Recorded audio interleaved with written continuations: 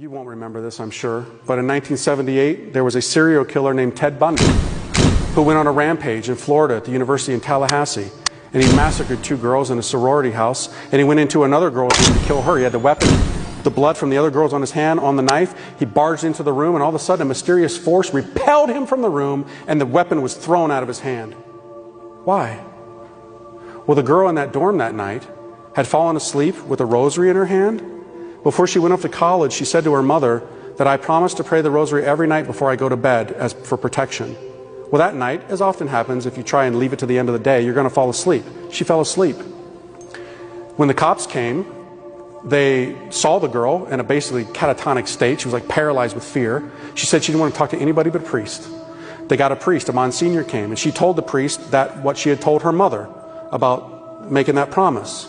Years later, when Ted Bundy was on death row, he asked to speak to a priest. Guess which priest came? The same one.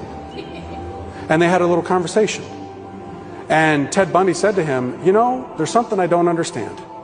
That last night, that was the last killing that he did, I had killed those 2 girls, and I went into the other room, and some force threw me out of the room and threw the weapon out of my hand. Can you explain that to me? Actually, I can. That's what the priest said. He said, I talked to that girl that night. She had made a promise to pray the rosary, and she had it in her hands. You weren't aware of it, but there was a power in those beads that threw you out of the room. This thing, my friends, has power.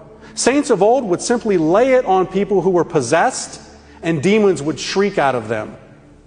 You know, today we look at this and we say, oh, that's just nonsense. That's not nonsense. This thing is a sword, my friends, a sword.